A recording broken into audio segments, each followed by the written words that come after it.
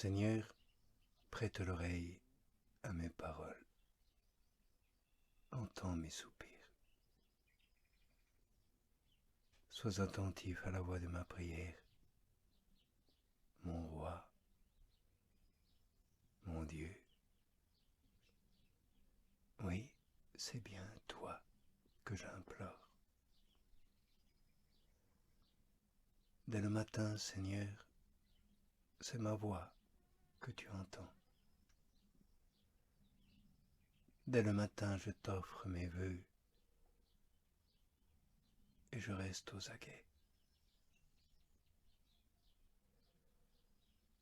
Non, tu n'es pas un Dieu qui se plaît à voir le mal. Le malveillant n'a pas de demeure chez toi. Le mondain ne peut tenir devant tes yeux et tu ne peux souffrir le malfaisant. Tu fais périr le diffamateur, l'homme de sang et de fraude, le Seigneur l'exècre. Et pour moi, par l'abondance de ta miséricorde, moi qui étais malfaisant, j'entre dans ta demeure, et vers ton temple saint je me prosterne, pénétré de révérence, toi qui me pardonnes. Seigneur, Seigneur mon Dieu, conduis-moi selon ta justice. En dépit des esprits malins qui m'épient, dégage devant moi ton chemin. Non, rien de véritable en leur bouche, des vanités jonchent leur cœur, leur gorge béante s'ouvre comme un sépulcre, tandis que leur langue susurre la flatterie. Ô Dieu, traite-les en coupables, qu'ils tombent dans leurs propres intrigues, par leurs forfaits sans nombre, repousse-les, puisqu'ils te sont rebelles. Alors se réjouiront tous ceux que tu prends sous tes ailes. À jamais, ils exulteront. Tu les abrites et tu fais bondir d'allégresse ceux qui aiment ton nom. Oui, Seigneur, mon Dieu, tu bénis le juste. Comme d'un bouclier de faveur tu l'embrasses. Alors, fils d'homme, jusque à quand auras-tu le cœur appesanti? Jusque à quand aimeras-tu des riens? Chercheras-tu des chimères? Sache-le bien, pour son fidèle, le Seigneur fait merveille. Oui, le Seigneur écoute quand je crie vers lui. Frémis de colère, mais ne pêche pas. Sur ton lit de repos, médite en ton cœur et fais silence. Donne de justes offrandes et confie-toi en Dieu. Ils sont nombreux à dire le bonheur qui nous le fera voir. Alors fais lever sur nous la lumière de ta face, Seigneur. Oui, tu mets plus de joie dans mon cœur que n'en ont tout cela quand abondent leurs froment et leurs vins nouveaux. En paix je me couche, et de l'or je m'endors, car toi seul, Seigneur, me fais demeurer en sécurité.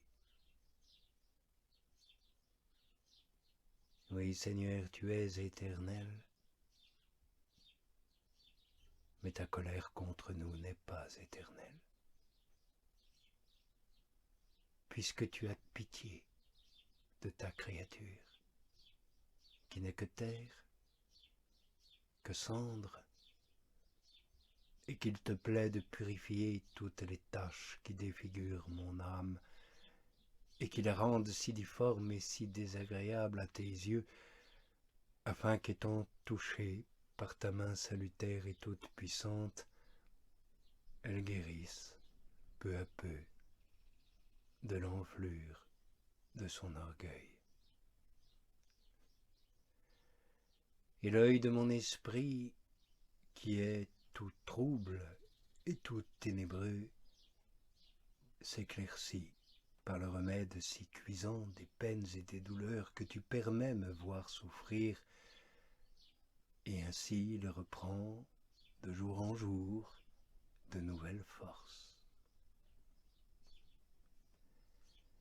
Oui, tes saintes écritures m'ayant humilié, adoucirent mon esprit, et ta main favorable ayant touché et guéri les plaies de mon âme, j'ai été capable de remarquer quelle différence il y a entre la vaine confiance en ses facultés et l'humble reconnaissance de sa faiblesse.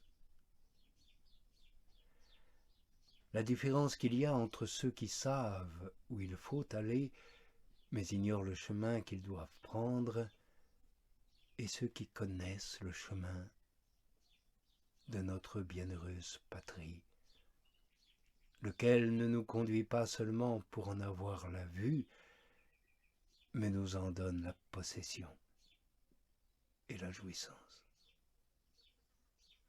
Et tu es, Seigneur, et ce chemin et cette patrie.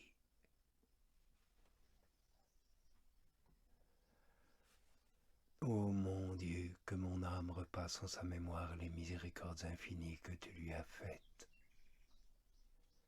et qu'elle t'en témoigne sa reconnaissance avec de très humbles actions de grâce.